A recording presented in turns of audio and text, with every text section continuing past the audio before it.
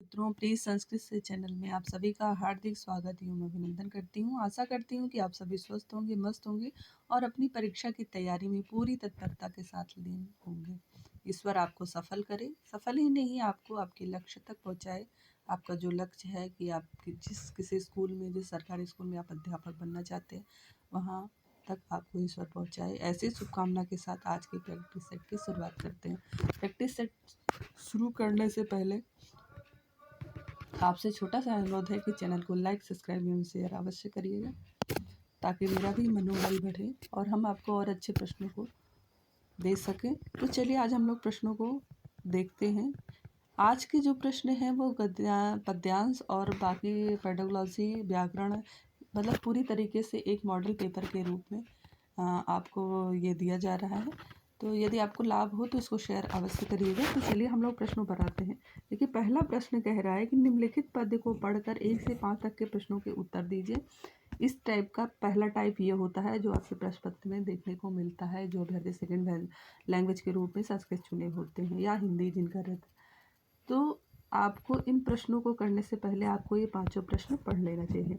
तो हम लोग सबसे पहले प्रश्नों को पढ़ लेंगे। इससे होता क्या है कि समय बचता है और बार बार हम ये कह रहे हैं कि सीटेट की परीक्षा पास करने के में सबसे अहम भूमिका निभाता है कि आप टाइम मैनेजमेंट सीख लें।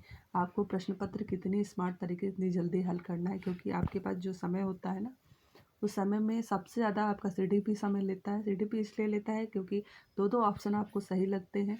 उसके बाद जो समय लेता है वो आपका हिंदी हुआ। हिंदी में भी पैसेज दिया रहता है बड़े बड़े, उसको पढ़ना पड़ता है, पढ़ करके फिर उत्तर देना पड़ता है। तो इसको स्मार्ट तरीके से कैसे हल करना है, देखिए उसमें होता कुछ नहीं है, चाहे हिंदी हो या सेकेंड लैंग्वेज संस्कृत हो, कुछ नहीं होता है उसमें।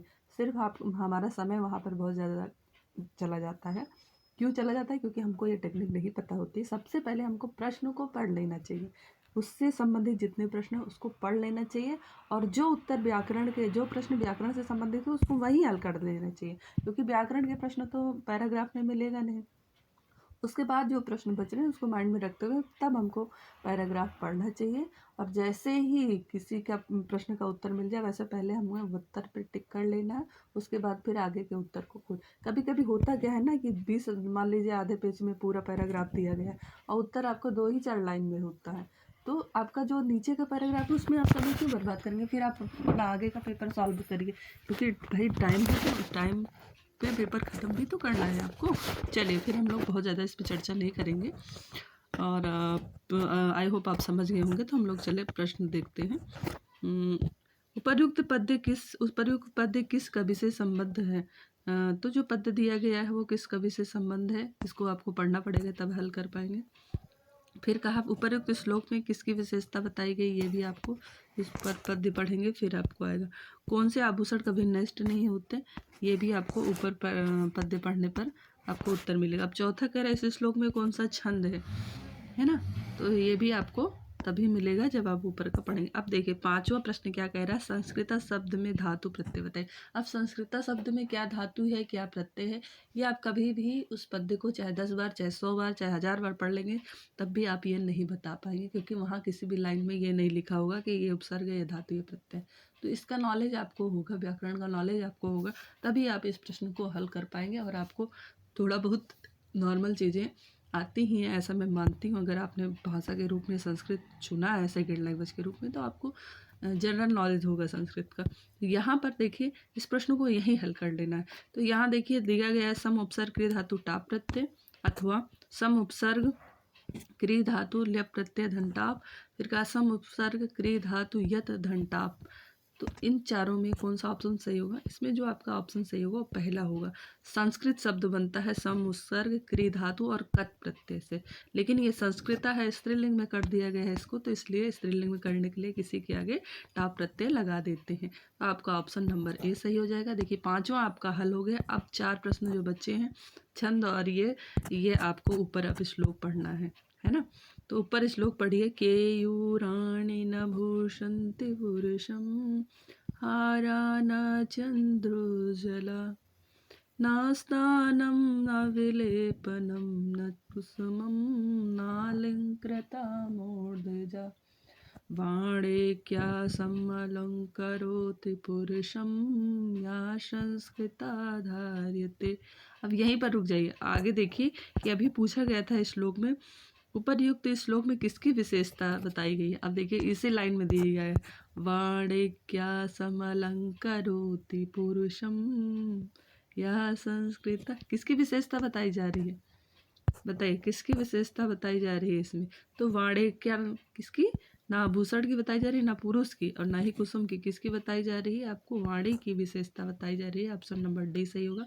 अब दूसरा भी आप यहीं पर तुरंत आप अपना बुक जो आपका OMR सीट है उसको उठाइए और दूसरे का डी वाले में आप गोला करिए, तुरंत गोला करिए। और ये भी ध्यान रखिए कि आप डी वाला जो आप OMR सीट भर रहे हैं उसमें भी 2 नंबर वाले ऑप्शन में ही भर रहे हैं और डी ऑप्शन ही कलर कर रहे हैं। ऐसा तो नहीं आप ए ऑप्शन कलर कर दे रहे हैं या बी ऑप्शन कलर कर दे रहे हैं। इस चीज़ का भी ध्यान रखिए क्योंकि कई बार जल्दबाजी में ये भी हो जाता है।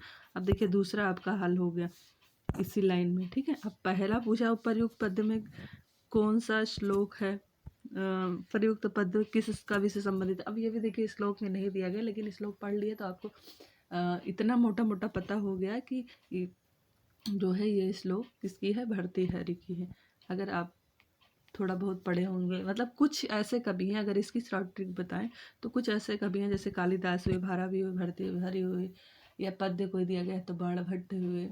तो इन सब ये सब यदि ऑप्शन में है, जब आपको नहीं आ रहा है तो इन्हीं सबको सबसे पहले चुनने का मतलब वरीयता दीजिएगा कि इन्हीं पर किसी पर टिक लगाइएगा अगर ऑप्शन में ये हैं तो। और जो मतलब नए कवि हैं जिनका नाम आपने सुना ही नहीं, इन लोगों को थोड़ा सा अवॉइड करिएगा। हालांकि जो है इसमें 50% ही चांस है कि सही हो सकता है। चलिए बाकी आपको तैयारी होगी तभी सही होगा। फिर अगला प्रश्न है, क्षीयन्ते खलभूषणानि सततं वाग्भूषणं भूषणम्। उपर्युक्त श्लोक में किसकी विशेषता बताई गई है। आपने पहला दूसरा हल कर लिया है।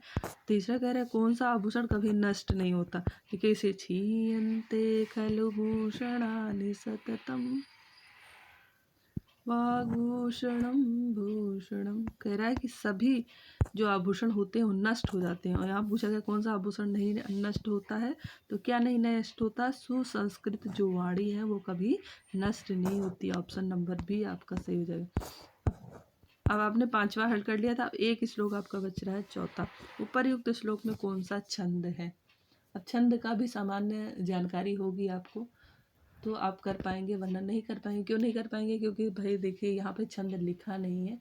छंद का नॉलेज होगा तो भी आपको पता है। वैसे तो बता दें इस पद्य में आपका जो छंद है शार्दूल विक्रीडित छंद है, तो इसको आप, ये बहुत चर्चित श्लोक है, हो सकता है आपके एग्जाम में यही श्लोक दे दिया जाए, ठीक है। तो ये ध्यान रखिए कि इसमें शार्दूल विक्रीडित छंद है। पांचवा आपने कर लिया था। अब हम लोग छठे प्रश्न पर आते हैं। वाह्य प्रयत्न के अंतर्गत नहीं आता, व्याकरण से संबंधित है। संवार नहीं आता, नाद नहीं आता, विवार नहीं आता, या स्पृष्ट नहीं आता। तो देखिए संस्कृत में जो प्रयत्न होते हैं वो दो होते हैं, बाह्य प्रयत्न और अभ्यंतर प्रयत्न। बाह्य और अभ्यंतर दो प्रयत्न होते हैं मुख्य रूप से। जो बाह्य प्रयत्न हैं इनके 11 वेद हैं और जो अभ्यंतर प्रयत्न हैं इनके 5 वेद हैं। अब इन 11 प्रयत्नों में इन प्रयत्नों में एक प्रयत्न ऐसा है जो बाह्य प्रयत्न के अंतर्गत नहीं आता। तो क्या नहीं आता है, वो स्पृष्ट नहीं आता। स्पृष्ट जो होता है वो अभ्यंतर प्रयत्न के अंतर्गत आता है। स्पृष्ट, ईषद स्पृष्ट, विवृत, ईषद विवृत और समृद्ध, ये 5 चीज़ें अगर पूछी जाएँ तो ये पांचों चीज़ें अभ्यंतर प्रयत्न की हैं। उसके अलावा कुछ ऑप्शन में होता है तो वो सब बाह्य प्रयत्न का है। इतना अभी के समय में आप इतना मोटा मोटा जान लीजिए। अगला प्रश्न है सातवां है, खर प्रत्याहार का बाह्य प्रयत्न क्या है। खर प्रत्याहार का बाह्य प्रयत्न क्या है। संवार, खरो विवारा, नादा घोषा, हसा सवारा, श्वास अघोषा, खरो विवारा, नादा घोषा। बताइए खर प्रत्याहार में कौन सा प्रयत्न है। खर प्रत्याहार का बाह्य प्रयत्न क्या होगा। प्रश्न संख्या 7 और उसका आपको देखिए टिक भी लगा, उत्तर है श्वास, स्वार, अघोष। अगर हंस पूछ लिया जाए तो आपको लिखा हर्षा समारोह, संवार,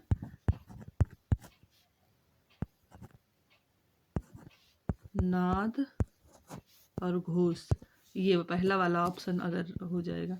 अगर यहीं इसी के जगह खर की जगह हंस प्रत्याहार पूछ लिया जाए तो हंस प्रत्याहार में आपका होगा स्वर, नाद और घोष, और यहाँ पर खर पूछा गया है तो विवार, श्वास, आघोष। ये मोटा मोटा आप जान लीजिए। चलिए अगले प्रश्न पर आते हैं। प्रश्न संख्या 8 कह रहा है कि लृ के कितने भेद होते हैं। तो लृ और लृ का अगर भेद पूछा जाए आपको तो इसके कुल 12 भेद होते हैं, ठीक है। और बाकी वर्णों के 18 ए और ये सब जो होते हैं इनके भी 12 भेद होते हैं। लृ के भी 12 भेद होते हैं। ज़्यादातर लृ परीक्षा में पूछा जाता है तो लृ के 12 भेद होते हैं, लेकिन आप पूछा जाए बड़ा, आप पूछा जाए छोटी, बड़ी पूछी जाए तो इनको 18 भेद होते हैं, ठीक। अब चलिए अगले प्रश्न पर आते हैं। प्रश्न संख्या 9। प्रश्न संख्या 9 कह रहा उपधमानीय का उच्चारण स्थान क्या है। उपधमानीय क्या होता है? पा और फा, इसके आगे जब ऐसा हो जाता है, आधा ऐसे लग जाता है, तो ये उपधमानीय होता है पा और फा के आगे। तो इसको देखो, पा और फा को उच्चारण करिए। कहाँ से उच्चारित कर रहे हैं? ओठ से उच्चारित कर रहे हैं, तो इसका उच्चारण स्थान क्या होता है? होस्ट होता है। चलिए प्रश्न संख्या 10 देखते हैं। प्रश्न संख्या 10 कह रहा है कि पर रूप संधि का सूत्र है। पर रूप संधि का सूत्र क्या है? तो पर रूप संधि का सूत्र है एंग पर रूपम। क्या है? एंग पर रूपम। देखिए इसमें ऑप्शन में उसका पर रूप संधि का नाम देकर पूछा है। ज़्यादातर संधि का ये वाला नहीं देते हैं, सिर्फ इतना ही देते हैं, एंग, अदेंग, गुड़ा और आबिधिरादेच, इको अड़च, इस तरीके से ये नहीं दिया रहेगा, ठीक है। तो ऑप्शन नंबर डी आपका सही हो जाएगा। चलिए अगले प्रश्न पर आते हैं। प्रश्न संख्या 11।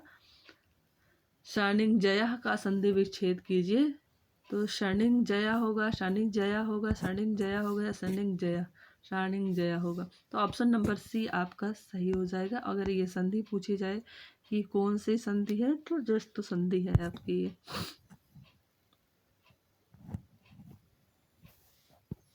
चल अगले प्रश्न पर आते हैं। प्रश्न संख्या 12 है। द्रोणो व्रेही किस सूत्र का उदाहरण है? तो वचन मात्र का उदाहरण है। प्रतिपादिकार्थ लिंग परिणाम वचन मात्र का है कि वचन मात्र का है, संबोधने चाहे या प्रतिपादिकार्थ प्रथमा का है। प्रश्न संख्या 12, और इसका जो उत्तर सही होगा वो आपका उत्तर ए सही होगा। प्रश्न संख्या 12 का उत्तर आपका ए सही होगा। प्रतिपादिकार्थ लिंग वचन परिणाम मात्रे प्रतिभा। प्रतिपादिक हो, लिंग मात्र हो, वचन मात्र हो, इन सभी में आपका क्या होता है? परिमाण मात्र हो। देखिए द्रोणों भी मुट्ठी भर चावल, तो यहाँ पर परिणाम बता रहा है, परिमाण बता रहा है, तो यहाँ पर आपका कौन सा सही हो जाएगा? 12वां आपका सही हो जाएगा। अगर इनमें सिर्फ यही दे के पूछा जाए परिमाण मात्र में तो भी आपको ऑप्शन यही मारना है, ठीक है। चलिए अगले प्रश्न पर आते हैं। प्रश्न संख्या 13 कह रहा है कि गर्गान सतम दंडयति यह किस विभक्ति का उदाहरण है? प्रथमा, द्वितीया, तृतीया अथवा चतुर्थी। गर्गान सतम दंडयति किस विभक्ति का उदाहरण है? प्रश्न संख्या 13, और इसका जो सही जवाब होगा वो आपका होगा बी, द्वितीय विभक्ति का उदाहरण है। 16 द्विकर्मक धातु यदि दी हो तो वहाँ पर द्वितीय विभक्ति होती है। अब्राह्मणा में समास है, बहुत ही प्रसिद्ध है। अब्राह्मणा, अब्राह्मणा, ना ब्राह्मणा, यहाँ पर कौन सा समास होगा? नए तत्पुरुष समास होगा आपका। कौन सा समास होगा? नए तत्पुरुष समास। ऑप्शन नंबर सी आपका सही हो जाएगा। चलिए अगले प्रश्न पर आते हैं, और ये बहुत ही चर्चित है। लतायाम, लतायाम किस विभक्ति एवं वचन का रूप है? लतायाम किस विभक्ति एवं?